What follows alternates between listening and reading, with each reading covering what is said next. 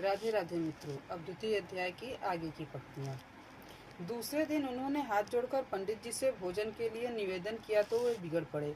अरे तुम यवन हो, मैं ब्राह्मण, भला कैसे खा सकता हूँ। उन्होंने कहा, महाराज, हमें आप जैसे महापुरुषों की अत्यंत आवश्यकता है,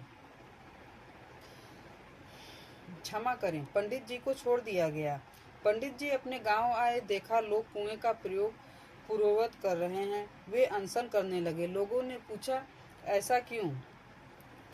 वो बोले, यवन इस कुएं की जगत पर चढ़ गए थे मेरे सामने। उन्होंने इस कुएं को जूठा किया और उसमें रोटी का टुकड़ा भी डाल दिया। गांव के लोग स्तब्ध रह गए। पूछा, अब क्या होगा। पंडित जी ने बताया, अब क्या होगा, धर्म तो नष्ट हो गया। उस समय लोग शिक्षित नहीं थे। स्त्रियों और शूद्रों से पढ़ने का अधिकार न जाने कब से छीन लिया गया था। वैसे धनोपार्जन को ही अपना धर्म मानते थे और क्षत्रिय चारणों की प्रशस्ति गायन में तो खोए हुए थे। अन्नदाता की तलवार चमकती तो बिजली कौंधने लगी। दिल्ली का तख्त डगमगाने लगा। सम्मान वैसे ही प्राप्त है तो पढ़े क्यों।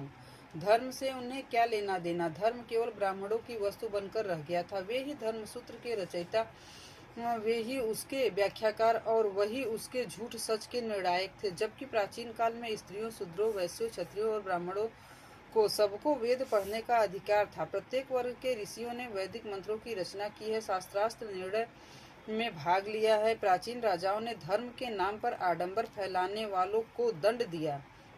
धर्मपरायणों का समादर किया था। किंतु मध्यकालीन भारत में सनातन धर्म की यथार्थ जानकारी न रखने से उपयुक्त गांव के निवासी भेड़ की तरह एक कोने में खड़े होते गए कि धर्म नष्ट हो गया। कई लोगों ने इस अप्रिय शब्द को सुनकर आत्महत्या तक कर ली, किंतु सब कहाँ तक प्राणायाम करते।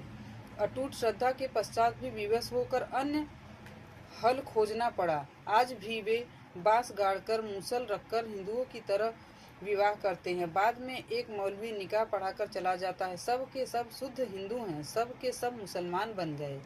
राधे राधे।